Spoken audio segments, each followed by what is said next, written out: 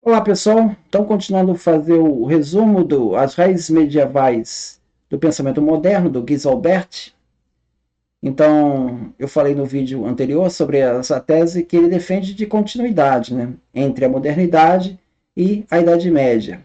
E aí trouxe a questão do Cristóvão Colombo, né, que ele tem usa como base teórica o, os textos lá do Joaquim de Fiore. Mas exatamente como, né? Bom, o livro das profecias, ele tem um testemunho desse apreço aí do Cristóvão Colombo pela, pelas, pela questão escatológica, né? E assuntos relacionados com reconquista de Jerusalém, conversão dos povos, evangelização de todo mundo, incluindo as populações das terras recentemente descobertas. A esse interesse se soma o empenho missionário de conferir à sua descoberta uma perspectiva de difusão definitiva do Evangelho em todo o mundo. Então, isso ele foi ler na obra do Joaquim de Fiore. Entende a motivação? Então, a motivação que ele foi pegar foi de um autor da Idade Média. Então, é nesse sentido que ele faz. Ou seja, a Idade Média tinha a semente que vai desabrochar na modernidade.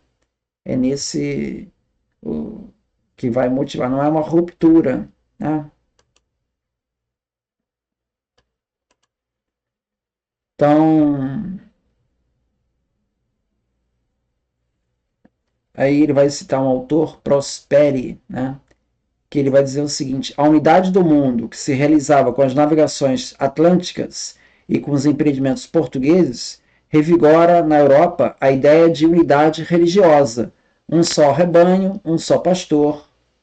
Era um sonho antigo da cristandade, sempre mais forte desde o tempo das Cruzadas e tornado atual na Espanha pela Reconquista. Pela Reconquista.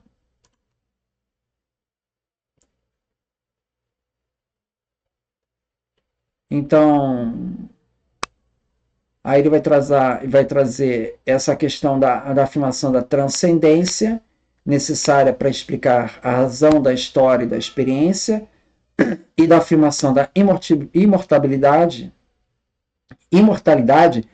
como aspiração inevitável da natureza humana.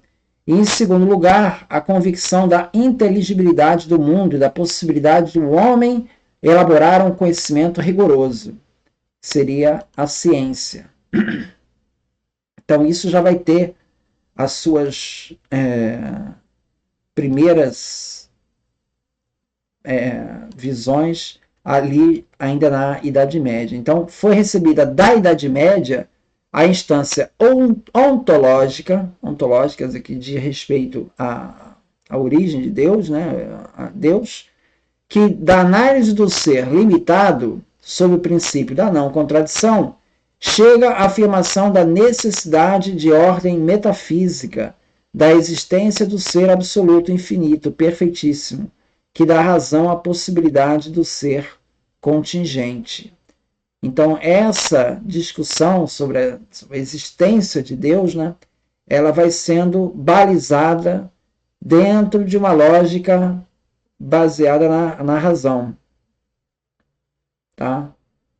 Então, mesmo a partir da análise de um ser limitado como ser humano, usando o princípio da não contradição, esse é o grande balizador desse raciocínio, você chega à conclusão de que Deus existe. Então, essa busca, que está lá na Idade Média, ela vai ter a sua sementinha, vão ter também lá na ciência, que é esse princípio da não contradição, que foi usado aqui nesse raciocínio e que vai ser usado posteriormente pela ciência.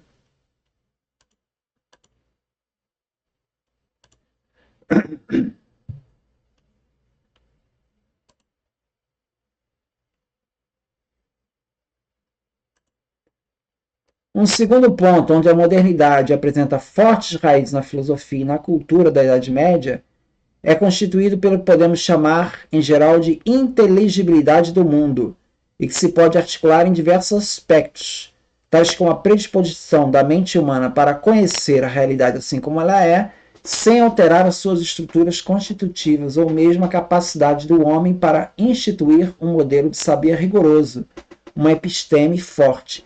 A racionalidade da ciência moderna tem suas raízes na forte paixão dos filósofos e cientistas medievais pela razão, na sua grande fé na lógica e na investigação metodologicamente correta no plano da pesquisa empírica.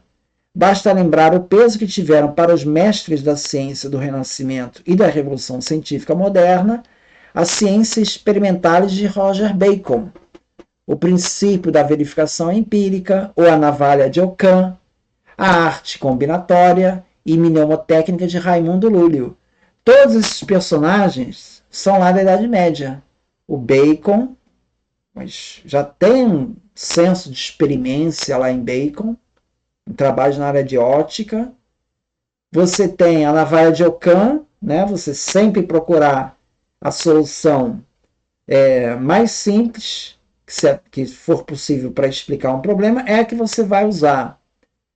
E a arte combinatória e mnemotécnica de Raimundo Lúlio, que usa ali uma matemática ali para fazer previsões, e aquela matemática é baseada na análise combinatória, que vai ser usado pela matemática posteriormente.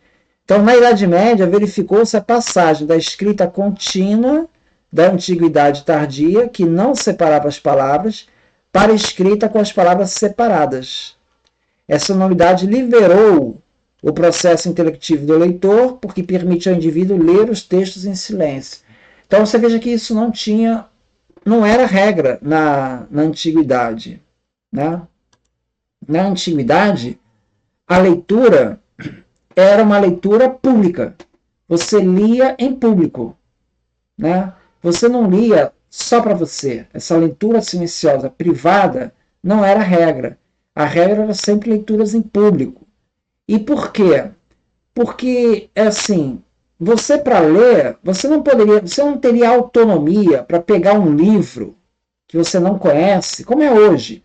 Hoje você vai numa livraria, você pega o livro, você consegue ler o livro. Você já sabe como ler, tem alfabetizado, você já vai saber como ler.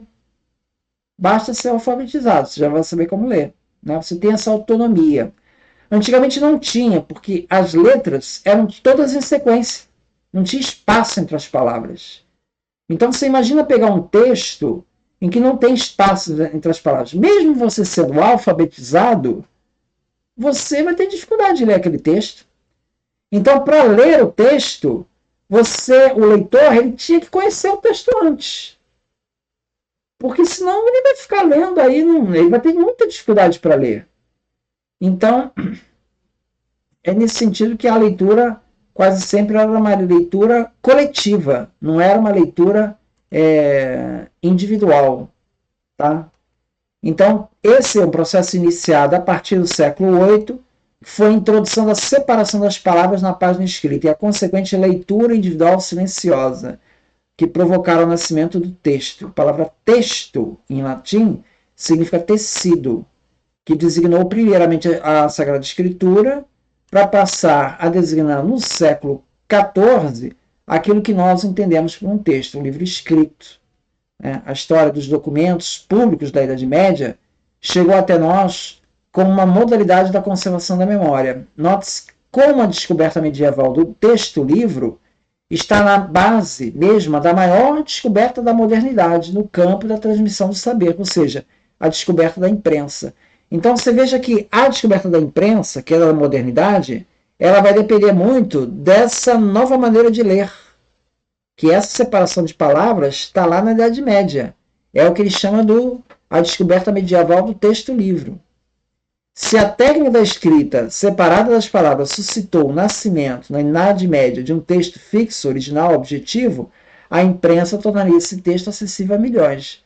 Portanto, a exegese filológica moderna, bíblica, literária e filosófica, possui suas origens em uma descoberta medieval. O livro-texto, que contém as palavras que transmite ao leitor o pensamento do autor.